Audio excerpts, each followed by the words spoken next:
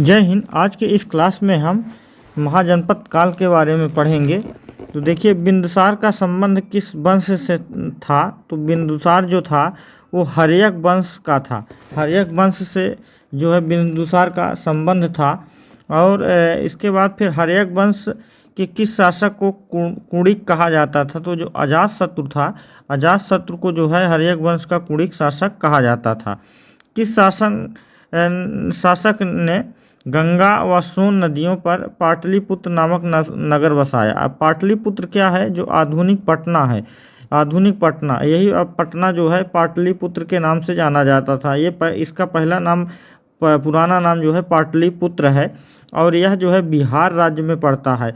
और बता दें आपको, बिहार राज्य की राजधानी पटना है वर्तमान में। तो यही पाटलिपुत्र के बारे में कह रहा है कि किस शासक ने गंगा व सोन नदियों पर पाटलिपुत्र नामक नगर की स्थापना की। अब देखिए, जो पाटलिपुत्र नगर है, नामक नगर है, ये गंगा नदी और सोन नदी के तट पर बसा हुआ है। यही पाटलिपुत्र जो है अब आधुनिक में पटना के नाम से जाना जाता है। तो इसको जो बसाने वाला व्यक्ति था वो था उदयन। कौन था? उदयन। उदयन ने जो है पाटलिपुत्र नामक नगर को बसाया था। और इसके बाद फिर है सिकंदर महान की मृत्यु कब और कहाँ हुई? पूछ रहा है सिकंदर महान की मृत्यु के बारे में। तो देखिए, सिकंदर एक ऐसा राजा था जो जीवन भर युद्ध करता रहा और फिर जो है युद्ध करते करते ही वो दुनिया से चला गया। तो ये जो है 323 ईसा पूर्व जो है बेबीलोन, इराक में इसकी मृत्यु हो गई थी। और इसकी मृत्यु सिकंदर महान ने जो है भारत पर आक्रमण कब किया था? तो ये आक्रमणों का एक क्रम बना रखा था। तो इसका 323 ईस्वी पूर्व बेबीलोन, इराक में इसकी मृत्यु हुई।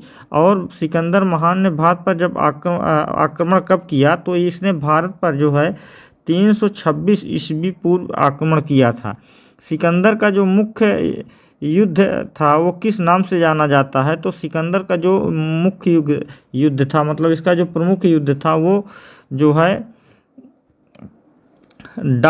हाइडे स्पीज मतलब युद्ध के नाम से जाना जाता है, जो कि झेलम का युद्ध है। एक प्रकार से कह दीजिए कि झेलम के युद्ध के नाम से जाना जाता है, जो इसका प्रमुख युद्ध था, इसने लड़ा था। सिकंदर का युद्ध का क्या महत्व है? तो देखिए, सिकंदर ने यूरोप से भारत के लिए थल मार्ग खोला और इसी के वजह से आज पूरा दुनिया जो है इसको जानती है। फिर भारत में सिकंदर का मुख्य युद्ध किसके साथ हुआ?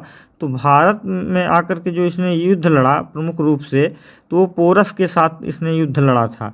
और पाली ग्रंथों में गांव के मुखिया को क्या कहा जाता है? तो जो पाली ग्रंथ है, उस पाली ग्रंथ में जो गांव का मुखिया होता है, जो गांव का मालिक होता है, जो गांव का सरपंच होता है, गांव का जो प्रधान होता है, उसको भोजक के रूप में जाना जाता है, भोजक कहा जाता है।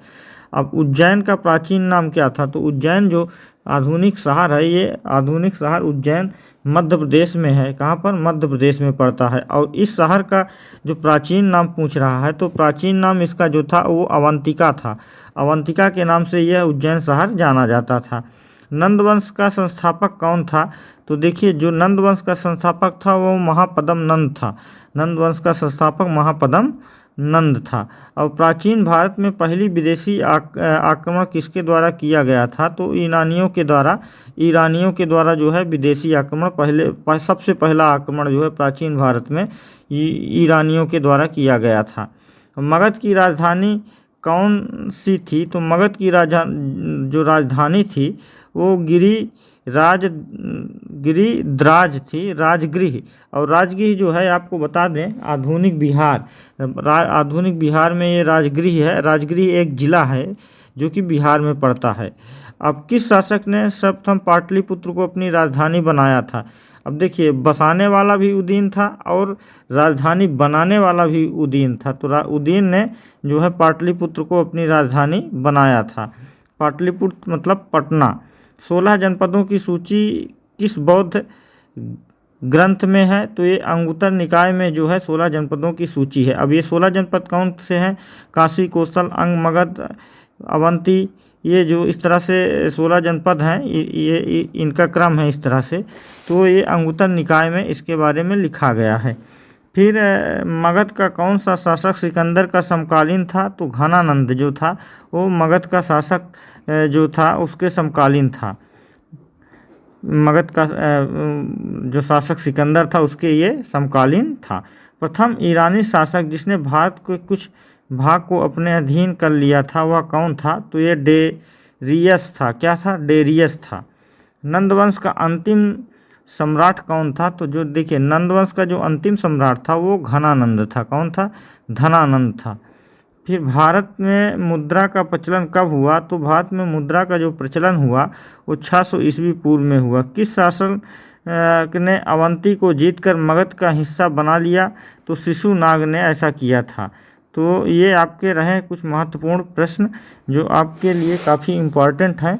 आई होप आपको वीडियो पसंद आई होगी, तो चैनल को लाइक शेयर और कमेंट करिएगा। वीडियो को जो है कमेंट जरूर करिएगा और फॉरवर्ड भी कर दीजिएगा। चैनल पर पहली बार है तो चैनल को सब्सक्राइब करके बेल आइकन प्रेस कर दीजिएगा। धन्यवाद।